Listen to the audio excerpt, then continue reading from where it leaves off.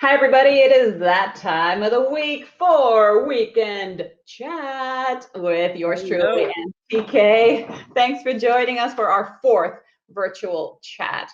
Now, TK, speaking of you, a story that you did this week with art dealer Dominique Levy has really gone off the charts on our website. Tell me, I mean, at first glance, she's not a household name, at least not to me. But what's behind the traction that you've gotten for this story, other than, of course, storytelling?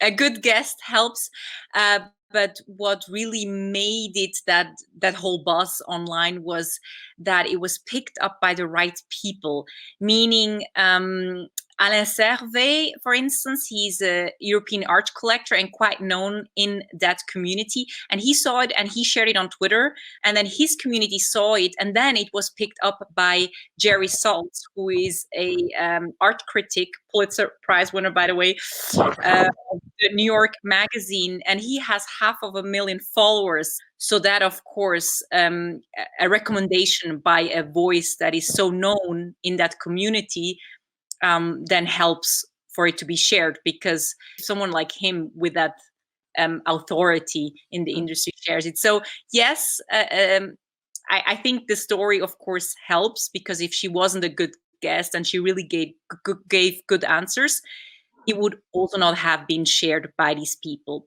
But yeah, sometimes you have all these stories that you think they're so good, but they kind of get lost in the internet. Totally. So I'm really happy that this time it was seen by the right people. A story that I saw that you worked on was the one on social distancing with children, which was really cool. And I think that's probably something quite difficult to do. I don't have children, but you can tell me more. Definitely a hot topic among parents. You know, how do you manage social distancing when you have especially small children? Teenagers are easy because they just get on their smartphones and they can understand that they have to sit on opposite ends of the table and they're okay. But, you know, for younger children, it's not possible to let them outside and play and not interact with other kids in a closer proximity. So yeah, we spoke to experts, we spoke to a few parents and found out how they are managing. So all of this, of course, you can always find on our website, cnnmoney.ch, if you want to see that story. But yeah, I mean, again, not rocket science, but yeah, I mean, there are things that we still have rules that we have to follow, right? And you still have to be careful. All right, TK, but you know, children, which you said you don't have, that's one thing. But you know, you've got something else, which is the husband, which is a whole other discussion, and how couples are managing this very difficult time, this difficult situation. And I don't know. I mean, how do you do it? Well, as you can see, I'm in the office right now. So you still sneak off to the office. Well, that's not fair. Exactly. I'm probably still one of the very few that still comes to the office, and I'm all alone here today. I drove here, so I think that of course helps. So far it's been okay. I think really because I probably have this coming to the office in between. Probably you have more to say. You're really at home all the time. Yes. Well, yes, we are all home all the time. We're both working from home office, not easy. But you know, this author that I spoke to this week, Jennifer Pedriglieri, who we actually, I think we mentioned that last week in last week's show. She gave a few tips, and I think her top tip on, she wrote a book on couples that, you know, share work and love. And her top tip is to have deliberate conversations. So not to just talk about, you know, so how was your day and who's going to buy the milk and who's going to fold the laundry or who's going to plan the birthday party, but more about, you know, what's really going on, what were the hard things in your day, what was the best part of your day. And in her mind, you know, she's like, it doesn't take that long. You know, she says it only takes a few minutes, and it's something that really brings a lot to the relationship. So yeah, I'm trying to have more deliberate conversations. That's a good advice. I just realized the last thing I spoke with my husband was like, who is going to do the grocery shopping tonight and what do we need? So I mean, I'm going to take. There are things that have to be addressed, obviously, but I think it's also, to her point, I mean, I think we get caught up in the mundane, and we can also, you know, talk about other things, which takes us to the other thing that we want to talk about, which is Save 2020. Yeah, exactly. The initiative that we announced last week, where we interviewed Marina, one of the co-founders, that whole movement that is amplifying and showing this good actions that are happening around the world. They're collecting these stories, right? It's a platform online. You can even submit your own stories. And so we have partnered up with them to help them get the word out about what they're doing. And like you said, we had Marina on last week talking. And this week, you actually talked to someone involved in one of the projects, right? Somebody in the favelas in Brazil. Yeah, that's right. So Gabriela De Paula, she is one of the co-founders as well of Safe 2020, but she was in Brazil during the lockdown visiting her mom, and then she decided to actually stay there because she could actually really help out. But I don't want to say too much. I would say let's take a listen and a look. Brazil, a country of over 200 million people and where over 13 million live in slums. In these favelas, families of 7-8 people are forced to live in rooms like this. And the communities are so densely packed that social distancing is nearly impossible.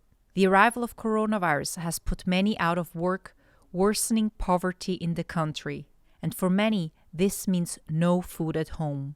Swiss Brazilian Gabriela De Paula, who has been in South America since the outbreak, has started a number of initiatives in 3 Brazilian cities, including the common practice of distributing baskets with food and hygiene products.